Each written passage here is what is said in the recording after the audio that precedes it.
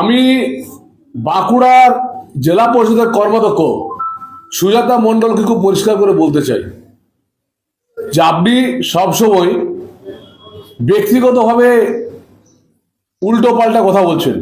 একটা হচ্ছে আইনি নোটিশ আমার যাচ্ছে, দ্বিতীয়ত হচ্ছে আমার একটা ফাইল আছে, যে ফাইলে আজকে 6 বছর ধরে উনি শ্যামবাজার এভি স্কুলে টিচার, শ্যামবাজার এভি স্কুলের টিচার, একদিনের জন্য শ্যামবাজার এভি স্কুলে উনি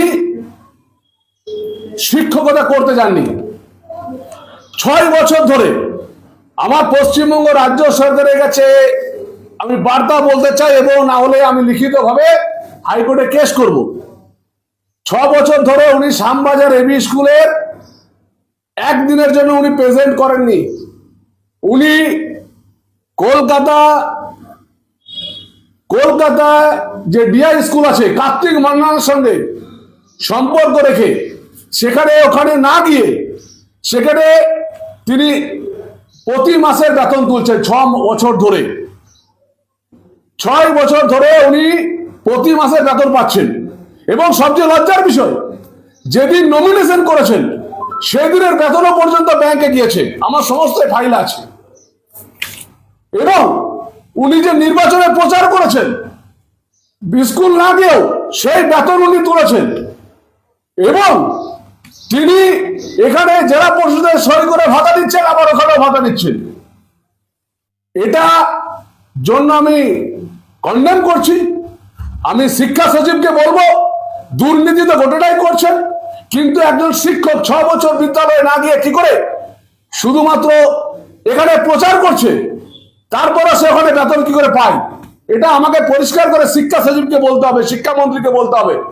দুর্নীতিগ্রস্ত শিক্ষামন্ত্রী এবং দুর্নীতিগ্রস্ত শিক্ষা দপ্তর এবং সুজাতা মণ্ডল চাকরিতে জয়েন না করে, চাকরিতে না করেও কি করে বেতন পায়? তৃতীয়ত কথা, সুজাতা মণ্ডল অনেক বড় বড় কথা বলছেন। জেলা পরিষদ থেকে আমার কাছে, আমি প্রমাণ ছাড়া কথা বলি না, 70% কাটমানি নিচ্ছেন। মৎস্য দপ্তরের জেলা পরিষদের 70% কাটমানি নিচ্ছেন। যারা তৃণমূল কংগ্রেসের নেতারা আছে তারাই আমাকে বলছেন যে 70% কাটমানি। চিন্তা করা যায়? জেলা পরিষদ থেকে ওপিএস হয়ে ফোন যাচ্ছে 70% কাটমানি দিতে হবে, তাহলে মাছ ছাড়াবে না। আজকে দেখা বাঁকুড়া জেলায় কতগুলো পুকুরে মাছ ছাড়া হয়েছে, মাছ কোথায় বড় হয়েছে, 70% কাটমানি নিচ্ছে।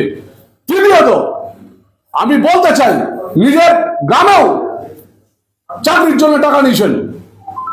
চতুর্থত আমি বলতে চাই যে আজকে 1 বছরে 3 বার বিদেশ যাত্রা হয় কি করে? আমার কাছে সব ফাইল আছে।